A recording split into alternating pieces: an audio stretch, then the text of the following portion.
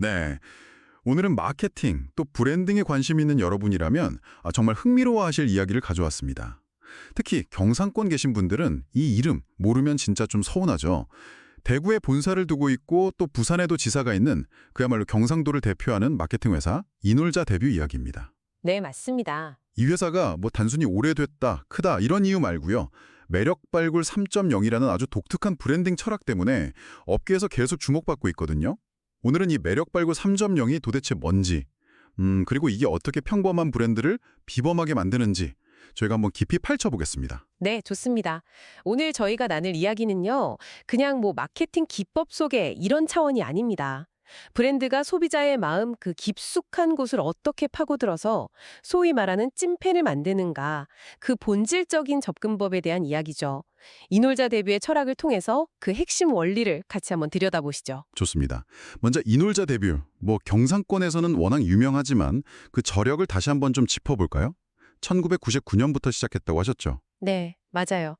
벌써 20년이 훌쩍 넘었습니다. 대구 경북을 중심으로 시작해서 쭉 성장해 왔죠. 정말 그 지역 시장에서는 뭐랄까 터줏대감 같은 그런 존재네요. 그렇죠. 20년 넘게 쌓아온 그 경험, 노하우가 상당합니다. 온라인 마케팅부터 디자인, 브랜딩까지. 그리고 그거 아시죠? 블로그 체험단 플랫폼 데뷔. 데뷔. 그거 정말 유명하죠? 네, 그걸로도 많이 알려져 있고요. 무엇보다 대구 본사랑 부산지사. 이 두 곳을 통해서 경상권 전체 시장을 꿰뚫어보는 그 통찰력. 이게 이 회사의 아주 강력한 무기입니다. 그 핵심에 바로 매력 발굴 3.0 철학이 있는 거군요. 근데 좋아하게 만든다. 사실 많은 브랜딩이 이걸 목표로 하잖아요. 이게 기존의 단순 홍보, 1.0이나 차별화 강조, 2.0. 이거랑 구체적으로 어떻게 다르길래 3.0이라고까지 부르는 걸까요? 그거 아주 좋은 질문입니다. 핵심은요, 왜 좋아하게 만드냐, 그 접근 방식에 있어요. 1.0이 그냥 우리 이런 거 있어요 하고 알리는 거. 2.0이 우리는 남들과 달라요 이렇게 외치는 거라면요. 3.0은 브랜드가 원래 가지고 있는 그 본질적인 매력 있잖아요. 그걸 먼저 발견해요. 그리고 그걸 감성적으로 연결시키는 데 집중하는 거죠. 발견하고 연결한다? 네. 여기서 매력의 매, 자, 이게 말씀하신 것처럼 매혹하다, 홀리다, 심지어 도깨비라는 의미도 있어요. 도깨비요. 네. 그러니까 이성적으로 막 비교하고 따지는 걸 넘어서서 마치 도깨비에 홀린 것처럼 감성적으로 확 끌리게 만드는 그 힘, 그걸 찾아내는 거죠. 이놀제 데뷔에서 는 하는 말이 있잖아요. 좋아하면 비교하지 않으니까요. 좋아하면 비교하지 않는다. 와닿네요, 정말. 네.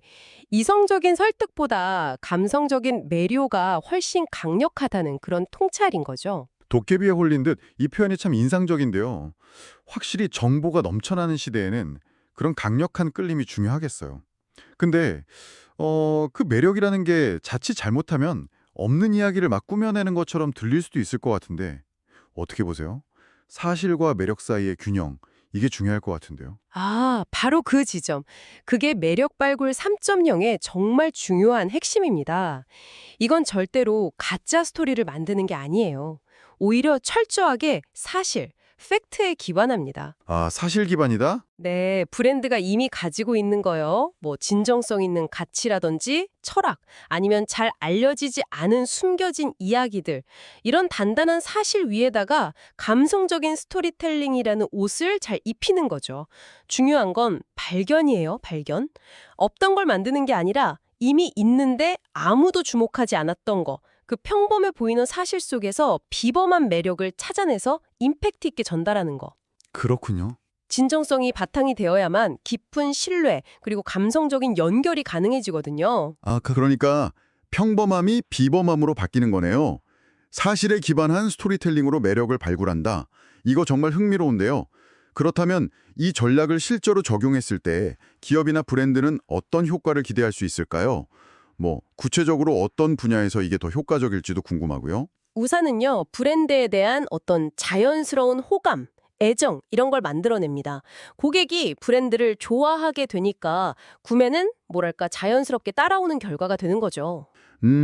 인지도랑 매출 둘 다 잡는 거네요. 그렇죠. 결국 브랜드 인지도와 매출, 이 두 마리 토끼를 다 잡는 효과로 이어질 수 있습니다. 단순히 물건 파는 걸 넘어서 고객과 깊은 관계, 그러니까 팬덤을 만들고 싶다? 그럼 이게 정말 강력한 해법이 될 수 있어요. 팬덤 구축이요. 네, 특히 사람들 사이의 신뢰나 공감 이런 게 중요한 서비스업, 요식업, 뷰티, 교육 분야 이런 데서 효과가 크고요. 또 복잡한 기술을 좀 감성적으로 전달해야 하는 IT 분야 같은 곳에서도 그 힘을 발휘합니다. 실제 성공 사례들도 들어보니까 정말 인상적이더라고요. 뭐 대구 치매 페스티벌이나 대한민국 연극제 같은 큰 행사 브랜딩부터 시작해서 수성 아트피아 같은 문화예술 공간, 심지어는 막 40년 넘은 오래된 동네 맛집들까지 그 범위가 엄청 넓어요. 맞습니다.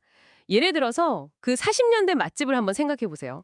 단순히 오래됐다는 그 사실 하나만으로는 사실 좀 부족하잖아요. 그렇죠. 오래된 집은 많으니까. 근데 이놀자 대표는 예를 들어서 그 식당 주인이 매일 새벽에 특정 재료를 진짜 고집스럽게 직접 공수해온 그 40년 동안의 숨겨진 사실을 발견하는 거죠. 그리고 그 꾸준함, 그 진정성, 이걸 아주 매력적인 스토리로 풀어내는 거예요. 아, 그 40년의 꾸준함? 네. 바로 그 지점에서 그냥 오래된 집이라는 평범함이 장인의 철학이 담긴 곳이라는 어떤 비범함으로 탁 바뀌는 거죠. 와, 들어보니까 매력 발굴 3.0은 단순히 그냥 눈에 띄게 만드는 그런 마케팅을 넘어서는 거네요. 브랜드의 진짜 본질을 찾아서 소비자와 깊이 연결하는 뭐랄까 관계 중심적인 접근법? 이런 느낌입니다. 숨겨진 가치를 발견해서 빛나게 하는 작업 같아요. 정확합니다. 네, 핵심은 발견 그리고 연결입니다. 자, 이제 이 이야기를 쭉 듣고 계신 당신에게 질문을 하나 드리고 싶네요. 여러분 자신 혹은 여러분이 속한 조직이나 아끼는 브랜드 안에는 과연 어떤 본질적인 매력이 숨겨져 있을까요? 혹시 아직 발견되지 않았거나 아니면 제대로 전달되지 못한 그런 이야기는 없나요? 그 평범함 속에 어쩌면 감춰져 있을지 모르는 비범함. 그걸 찾아서 어떻게 하면 마치 우리를 홀리는 도깨비처럼 매혹적인 스토리로 만들 수 있을지 한 번쯤 깊이 생각해보는 시간을 가져보시는 건 어떨까요?